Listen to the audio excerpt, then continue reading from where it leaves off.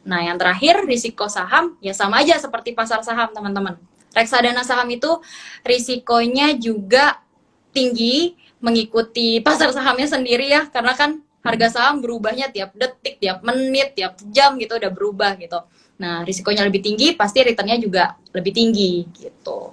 Oke nih. Nah, pertanyaan selanjutnya dari pertanyaan yang sudah aku siapkan nih, Mbak Jisti. Tren saat ini adalah kenaikan inflasi. Apakah ada pengaruhnya kenaikan inflasi terhadap kinerja reksadana nih, Mbak? Oke, menarik ya kayaknya pertanyaannya. Karena ya teman-teman, jadi kalau kita lihat tren inflasi itu terjadi nggak cuma di Indonesia ya, tren Betul, inflasi Mbak. secara global di Amerika Serikat lagi tinggi juga gitu, 8,5%. Inggris bahkan inflasinya 10% gitu. Di Indonesia juga inflasi tahunannya udah 4,9%. Nah, pengaruhnya tuh apa sih ke kinerja reksadana? Nih mungkin agak beda-beda ya teman-teman. Kalau inflasi itu biasanya inflasi tinggi pasti akan diikuti oleh suku bunga yang tinggi juga ya. Karena bank sentral, kalau di dalam negeri kan BI ya, BI juga pasti melihat inflasi yang ketinggian seperti itu kan perlu untuk diredamkan gitu. Diredamkan inflasinya dengan cara naikin suku bunganya. Nah, suku bunganya yang naik karena inflasi yang naik itu impactnya positif ke reksadana pasar uang karena underlying asetnya berisi deposito gitu ya. Nah, tapi mungkin akan sedikit negatif ke reksadana saham.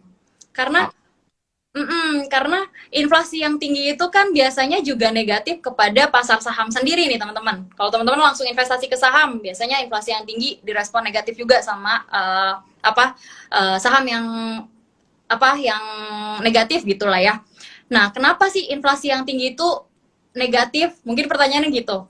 Nah, ini inflasi yang tinggi itu kan memicu kenaikan suku bunganya juga. Kalau suku bunganya naik, suku bunga kreditnya juga ikut naik, itu berpotensi menekan harga atau menekan margin dari perusahaan-perusahaan, teman-teman. Jadi, diresponnya selalu negatif kalau inflasinya tinggi.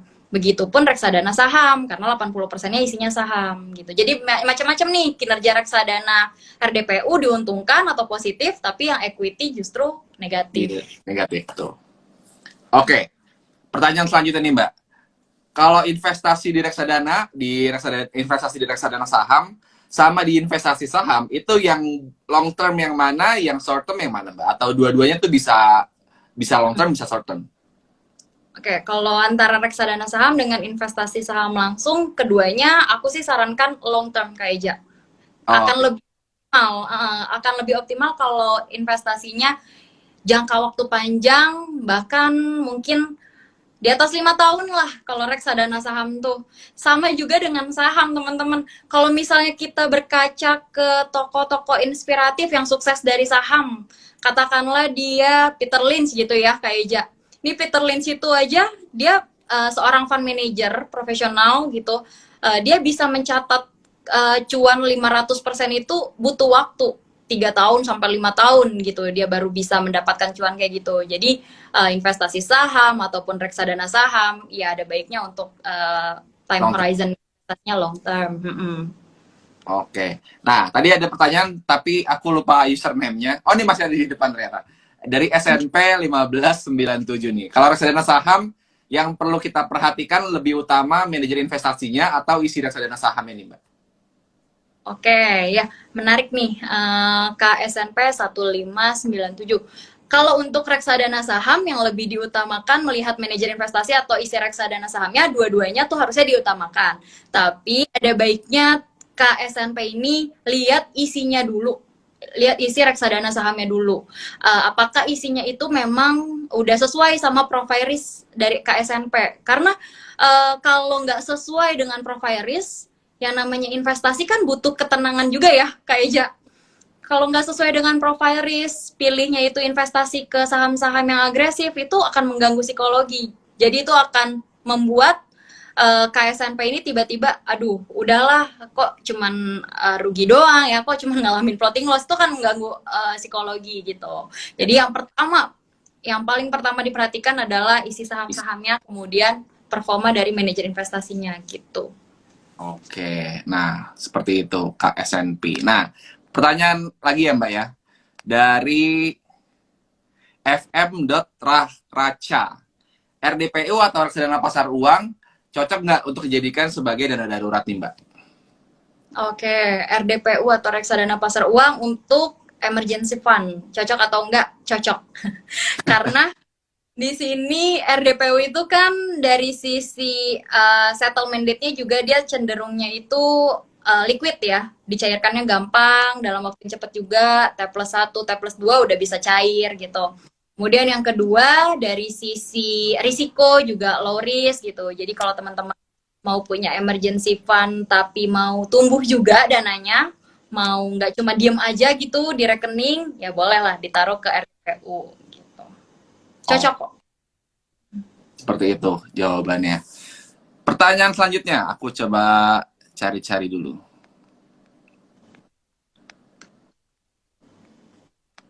Dari Jan Mager. Jan Mager. Return reksadana bisa minus juga nggak sih, Kak? Oke, ini yang mana itu tadi pertanyaan Jan Mager. Jan Mager. Mager. Jan Mager. Oke, return reksadana bisa minus juga atau enggak? Ya bisa dong. Kenapa enggak gitu? Risiko aja tuh pasti selalu ada. Jadi bisa minus juga atau enggak? Bisa. Tapi khususnya untuk RDPU atau reksadana money market, risiko untuk turun itu mungkin tetap ada, tapi minim banget gitu. Jadi kecenderungannya kalau teman-teman lihat tiap harinya di portfolio investasi kayaknya ada imbal hasil, ada naik gitu, walaupun naiknya mungkin dikit-dikit. Iya, betul. Hmm, Jadi, tapi berarti potensi minusnya di RDPU tuh lebih lebih kecil ya Mbak ya, dibandingkan lebih dengan dana yang lain. betul, tetap ada walaupun lebih kecil. Oke, aku coba cari lagi pertanyaan.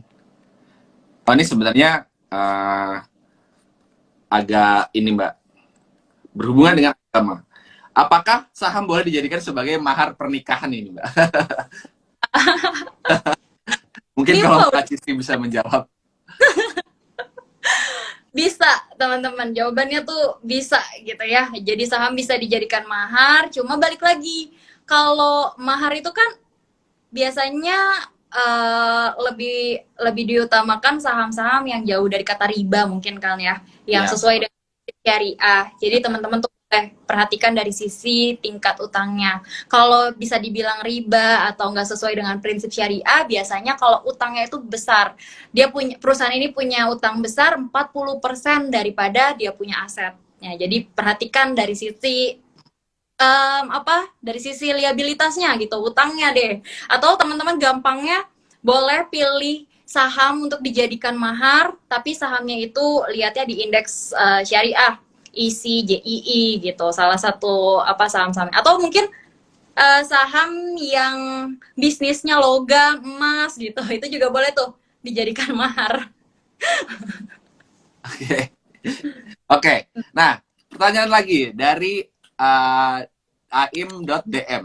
Kalau untuk pemula mau investasi saham, rekomendasi jangka waktunya kira-kira berapa lama sih Mbak? Apakah 5 tahun atau lebih dari 5 tahun? Kalau untuk pemula, untuk investasi saham, ada baiknya lebih dari 5 tahun sih, long term. Atau ya at least 3 sampai 5 tahun lah gitu, itu juga udah termasuk long term. Jadi ada baiknya untuk long term aja. Oke, jadi kurang lebih 3 sampai dengan 5 tahun atau lebih dari itu pun juga lebih baik ya Mbak ya. Iya, tuh.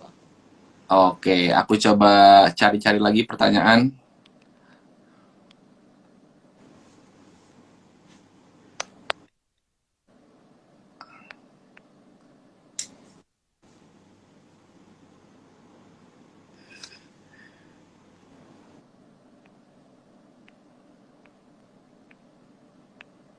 Aku jadi ikut baca pertanyaan nih Kak Eja. Betul, karena pertanyaan yang sudah aku siapkan sudah habis. Jadi aku Oke. coba. Oke, dari pertanyaan aku deh Mbak pribadi yang sudah aku siapkan. Nah, dengan kondisi global yang perekonomian global yang sedang terjadi seperti saat ini, kayak inflasi di mana-mana, Indonesia pun juga terdampak, dan juga harga komoditas juga yang sedang bergejolak juga. Sekarang ini waktu yang tepat untuk berinvestasi nggak sih Mbak menurut Mbak Cisti? Oke, sekarang ini tepat gak ya untuk investasi? Kan kalau istilahnya waktu terbaik investasi itu kemarin, waktu terbaik kedua untuk investasi kan hari ini gitu ya. Jadi saat ini waktu tepat untuk investasi atau enggak? Ya pasti nih, yes, exactly gitu. Waktu yang tepat untuk investasi. Tapi gini teman-teman, eh, kalau misalnya teman-teman itu mau investasi, biasanya itu kan oke, kita di luar ngomongin profil risiko deh, walaupun itu juga harus diperhatikan ya profil risiko ya. Tapi di sini yang menjadi notes itu untuk teman-teman mungkin apalagi pemula sebelum mulai investasi bagaimana pengelolaan uangnya terlebih dulu gitu. Jadi gunakan unused money ya atau dana yang tidak terpakai gitu untuk investasi. Dingin. Nggak apa-apa duitnya kecil aja, modalnya kecil aja. Start small itu jauh lebih baik gitu. Nah, cobalah untuk investasi yang penting teman-teman misalnya udah terjun dulu gitu. Nanti juga mengikuti kok, teman-teman juga akan upgrade knowledge-nya lagi gitu kalau udah terjun. Saat Oh, yang tepat investasi iya Kak Eja. betul. Oke. Nah, sepertinya pertanyaan dari aku sudah habis nih Mbak Cisti. Mungkin dari Mbak Cisti ada pesan-pesan dan kesan buat para warganet, apalagi yang baru pengen memulai investasi di reksadana ataupun di reksadana ataupun di investasi di saham nih Mbak Cisti. Oke, pesan dari aku sih cuma apa ya, teman-teman pokoknya jangan pernah capek ya untuk terus upgrade skill, upgrade knowledge teman-teman semuanya. Kemudian kalau misalnya nih, kan kalau kita lihat kan kayaknya market sangat fluktuatif banget ya kayak Ya. hari ini bisa aja dibukanya merah gitu, koreksinya dalam -1%, tapi ditutupnya bisa aja hijau gitu.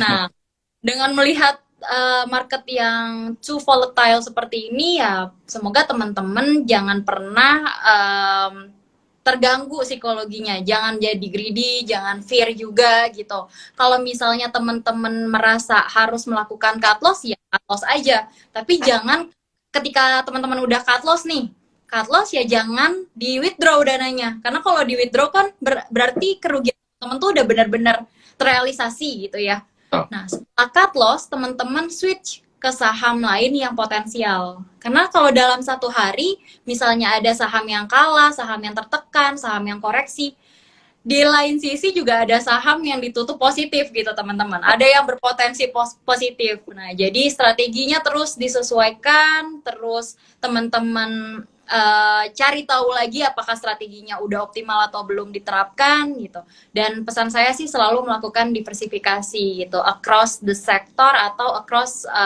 instrumen aset investasi gitu ya. Oke, nah seperti itu kurang lebih teman-teman semua yang sudah nonton dari tadi. Ini ada sekitar 100 sekian orang. Dan pokoknya terima kasih banyak buat Mbak Cisti atas ilmunya yang sudah di-sharing kepada kita juga.